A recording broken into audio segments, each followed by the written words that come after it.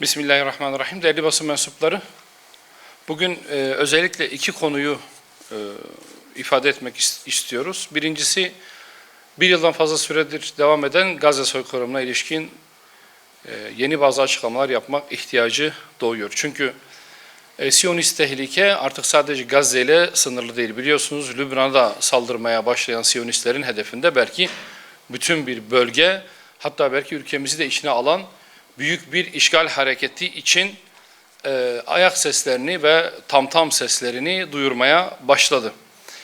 Özellikle bu süreçte sivil kayıplara aldırmayan, hedef gözeterek çocukları, kadınları, yaşlıları katleden Siyonistlerin bu barbar saldırıları, bu soykırım suçlarına rağmen ABD'nin hala hava savunma sistemleri konusunda kendisini tahkim edeceğine dönük açıklamaları, hala Almanya'dan gelen silah ihracatının azaltılmayacağı ya da durdurulmayacağı yönündeki beyanatlar Siyonistlerin adeta şımartıldığını ve önümüzdeki süreçte çok daha büyük katliamlara imza atma potansiyelini barındırdığını ve bütün bir bölgeyi ateş altına alacağı hususundaki kanaatleri güçlendirdiğini söyleyebiliriz. Bütün bunlar olup biterken acaba Müslümanlar ne yapıyor? İslam ülkeleri ne yapıyor? Hükümetlerimizden ne ses çıkıyor? Sadece koca bir sessizlik. Hala İslam ülkeleri ve bölge ülkeleri Birleşmiş Milletler'e çağrı yapmakla yetiniyorlar. Değerli arkadaşlar, Birleşmiş Milletler'e çağrı yapmakla Siyonistlerin durdurulamayacağını artık herkesin bilmesi gerekiyor. Çözüm, güç birliği yaparak Siyonistleri caydıracak adımlar atmak. Çözüm, bu barbar işgale karşı direnen direnişçilere destek vermek ve onları tahkim etmek. Bütün bir Batı'nın, ABD'nin Siyonistlere her türlü kaynağı aktardığı bu süreçte halen daha uluslararası kuruluşları yardıma çağırmakla ya da Birleşmiş Milletler gibi içeriği boşaltılmış kuruluşları göreve çağırmakla Siyonistlerin durdurulamayacağını hepimizin bilmesi gerekiyor. Çare sadece ve sadece fiili bir müdahale ve direnişin fiili olarak desteklenmesidir. Başka da çıkar yolumuz yoktur. Değerli basın mensupları, son birkaç gündür özellikle sağlık sektöründe yaşanan skandalları konuşuyoruz. Yeni doğan çetesi olarak adlandırılan bir çetenin minnacık bebekleri, henüz ana karnından yeni doğmuş bebekleri sırf 3-5 kuruş para kazanmak uğruna katlettikleri gerçeğiyle yüz yüze kaldık. İçinde doktor var, hemşire var, 112 çağrı merkezi çalışanları var, ambulans şoförleri var. Bu bir kokuşmuşluk hali, bu bir cinnet hali. İnsanlık veya insanlarımız bu hale nasıl düştü? Birkaç bin TL daha fazla para kazanmak için veya birilerini zengin etmek için insan canına kıyma potansiyeline nasıl eriştik? Baktığınızda hepsi okumuş, içlerinde cahil yok. Hepsinin öyle veya böyle bir tahsili var.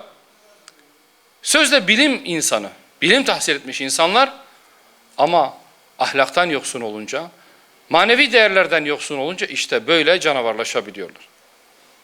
Zaman zaman yetkili ağızlardan ya da bizlerden manevi değerlerin tahkim edilmesinden, ahlaki değerlerin tahkim edilmesinden söz edildiğinde yüzünü buruşturanlar, bu söylediklerimize burun kıvıranlar acaba bugün ortaya çıkan bu neticeler karşısında ne söyleyecekler? Demek ki her şey diploma sahibi olmakla bitmiyor. Demek ki ahlaklı nesil, vicdanlı nesil, imanlı nesil sadece 3-5 matematik sorusu çözmekle kazanılmıyor. Geçtiğimiz haftalarda eski Milli Savunma Bakanı Hulusi Akar eğitim Allah korkusudur dediğinde nasıl da kıyameti koparmışlardı, hatırlıyorsunuz değil mi? Evet, gerçekten de öyledir. Yüreğinde Allah korkusu, Allah sevgisi olmayanın insana nasıl kıymayacağını garanti edebilirsiniz?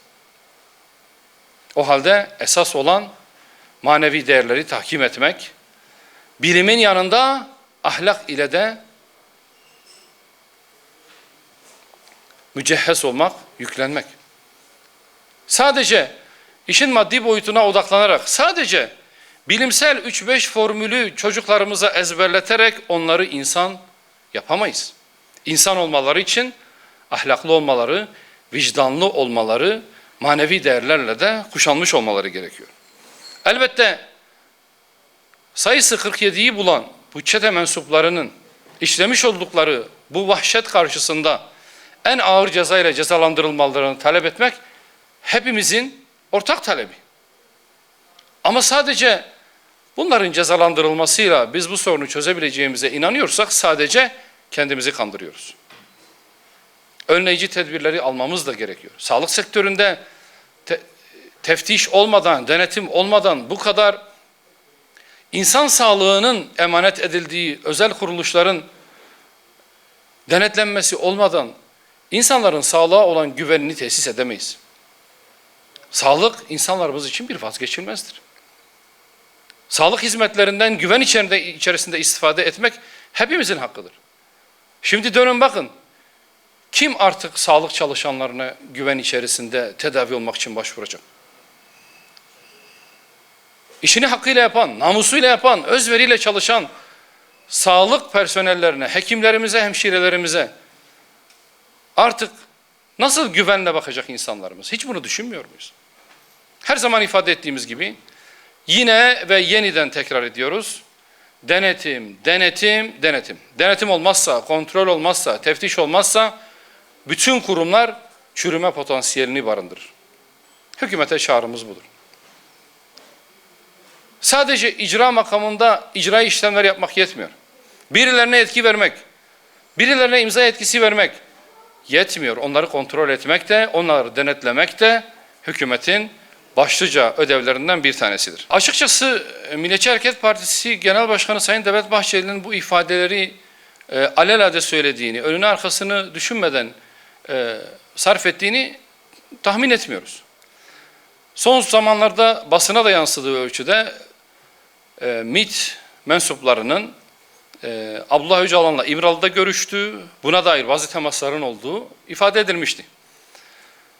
Hem Meclis Genel Kurulu'nda Sayın Devlet Bahçeli'nin DEM Parti Genel Başkanları, eş başkanlarıyla tokalaşması ve geçtiğimiz hafta da yapmış olduğu açıklamanın bir devamı niteliğinde ama biraz daha belki çarpıcı ifadelerle yapmış olduğu bu açıklamalar dikkate değer. Bundan sonra nasıl adımlar atılır, hükümet bu konuda nasıl bir tavır sergiler, doğrusu şu anda söylemek erken. Söyleyeceklerimizin tamamı sadece birer tahminden ibaret olur ama öteden beri söylediklerimizi yeniden tekrar etmekte fayda var.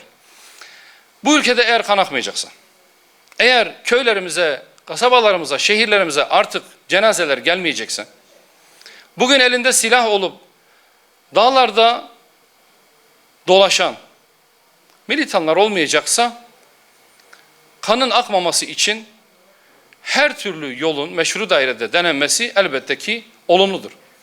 Toplumsal barışa hizmet edecek her türlü adıma Hüdapar olarak bizler de destek veririz. Çünkü esas olan insanımızı yaşatmaktır. Örgüt sadece Kürt meselesinin bir sonucundan ibarettir. 100 yıldan fazla bir süredir yaşanmışlıklar var. Esas meselemiz hukuku olmadığı için tahakkuk edememiş bir kardeşliğin yeniden tesis edilmesidir. Bu cümleden olarak eğer amacımız, gayemiz kardeşliğimizi hukuk temelinde kalıcı hale getirmekse Hüdapar olarak biz elimizden gelen bütün gayreti göstermeye hazırız. Eğer mesele sadece bu meselenin bir neticesi olan örgütün silah bırakması, artık şiddete başvurmaması ise, kendini lağvetmesi ise elbette ki bu konu elinde silah olanlarla görüşülmekle çözülebilir.